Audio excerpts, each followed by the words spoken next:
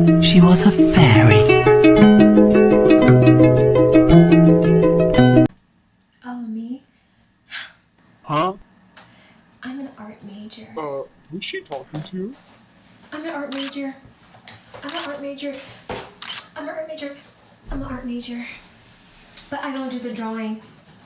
I do the modeling. Hey, girl. And guys. But hey there, girl. Now, I know what you're thinking.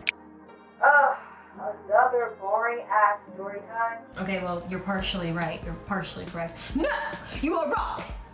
We are going to be drawing during the story time, okay? So, yes, it's a story time, okay? It's nothing different.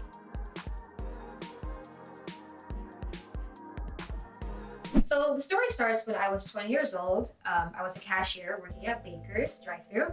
And oh my gosh, that job gave me a lot of experience.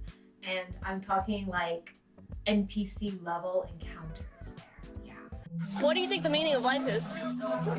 To live and to live in a mystery and to find purpose and to live in the now.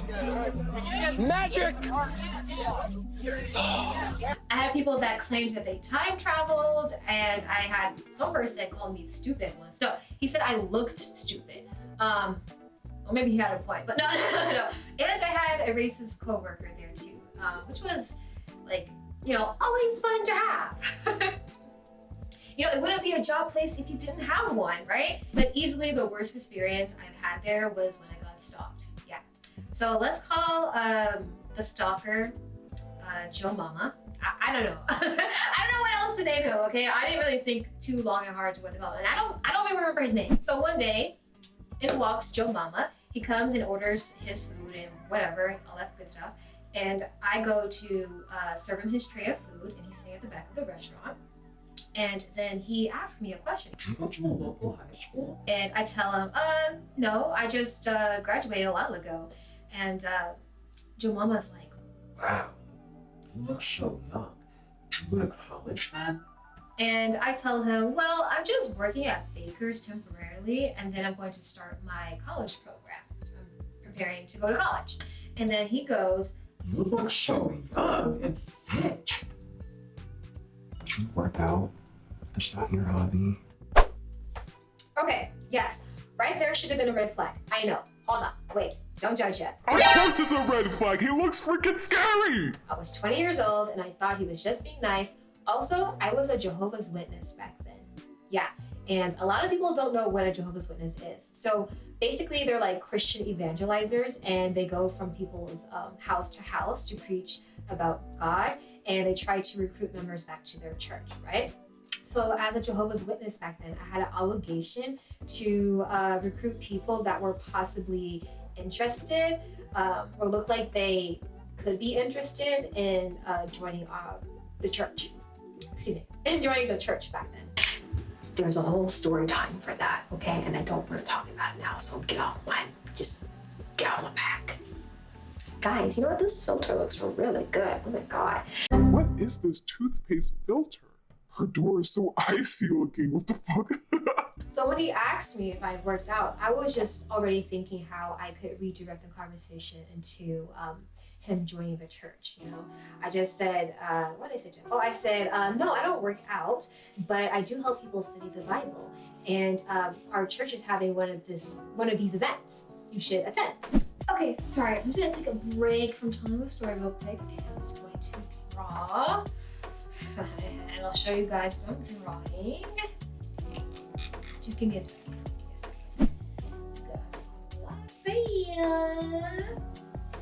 Okay, let me show you what I have so far. Okay, don't judge me. Don't judge me too hard. Okay. This is what we have so far. Yes. The boobs look weird. Comment down below if you know who she is. Anyways, carry on.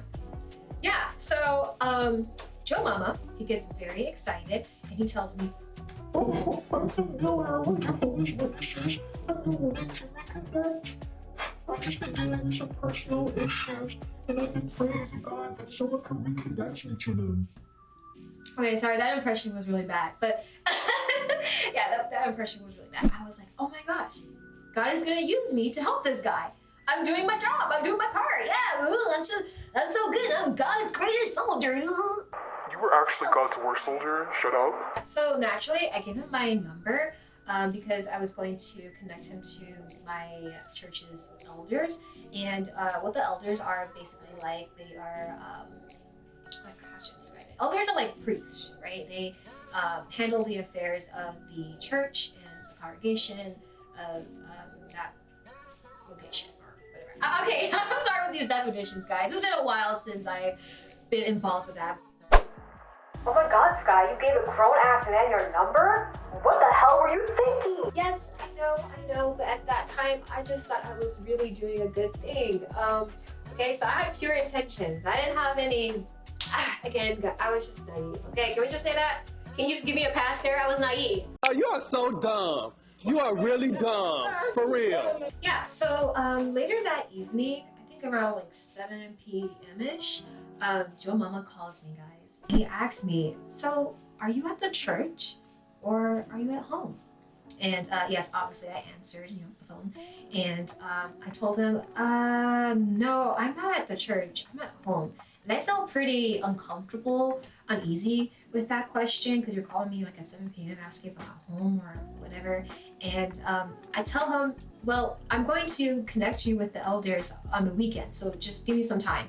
Okay? And I was just ready to end the conversation there. Then he goes on full creepy ass mode. He starts asking me questions like, Are you sitting in a chair, or are you sitting on your bed? and I'm like, okay, like the alarm bells are going off in my head now. They're starting to ring. And I'm like, okay, this guy, he had entirely different intentions. He wanted me. Duh. Okay? He started talking about like, oh, when I'm 60, you're gonna be 40 and we're gonna be together. And I'm just like speechless. I'm gagged in the bad way. He knows the location of my church because I told him that earlier. You what? When we were at the diner. He also knows where I work. So crap, I'm in danger. I'm panicking and I just make up some bullshit excuse to hang up. I tell him like, oh yeah, I'll just connect them to you on the weekend, and I'm tired right now, so I'm just gonna go to bed. Hang up. So I hang up, right? And this man keeps trying to call me back, and I'm not answering. This man sends me a bunch of text messages to pick up his phone calls, and then I tell him to never ever contact me ever again, and if you do, I'm going to get the police involved and my male family members. And Joe Mama left me a 3-minute voice message. I have the receipt, so I will show you guys. Okay, it spooked me to my core. No one has ever done that to me. Skype, hi. I was calling you because you didn't let me talk to you over the phone because you said you didn't want to talk to me no more. And I go, it's okay. That's the reason I asked you on the text, and I said, are you schizophrenic, bipolar, or delusional? What? Because you got all afraid when I asked you yesterday if you live close by, you live next to the Kingdom Hall and stuff like that, and you freaked out. Like, you didn't want to, you thought I wanted to go knock at your door and pull you out from your house or whatever. I don't know what the heck you were thinking. What? So basically, that's what I was telling you that. I wanted friendship from you as a friend. I'm not an outsider. I'm not a how do you say it? I'm not doing bad stuff in the world. Or you can say, oh, he's going to make me fail to Jehovah. No, I'm not going to let you be unfaithful to Jehovah. Nothing like that. No. I just wanted to be your friend so you can call me and say, you know what, I'm going to eat in Taco Bell. You want to come over and eat with me? Okay, fine. You want to tell me something? But you make it think like you were like my teacher and I have to go to elders and talk about what I feel. I don't have no problem. I don't have nothing to problems. I'm not crying for nothing. I just said to you that I needed somebody. I said yes. I asked for Jehovah's help, and I said, you know what? Can you find me a sister? She could take me to the Kingdom Hall. She could tell me, you know what? Let's put a meeting together as a friend and stuff like that. That's it. But you jumped to a conclusion. So that's where I was like, what, really?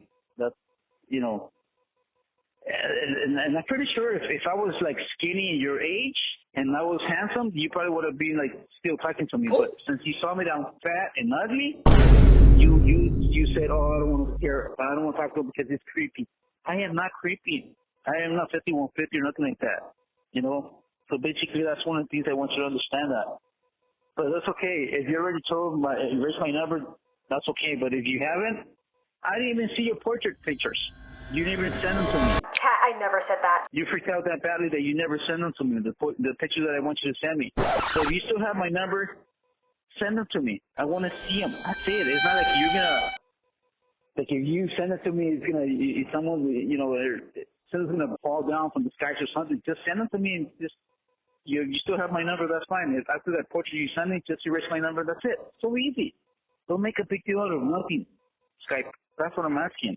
Yes, I know you're 20 years old, you're young, but you freaked out on something, you know? I got scared when you told me that. You're like, oh, I just asked you where you live, that was it. But you're freaking out like, oh, you didn't want me to know where you live. So you feel fine, that's it. Call me back if you want. Thank you, appreciate it. Sorry it sounded pushy, but just call me if you want. And then we could talk because that's weird.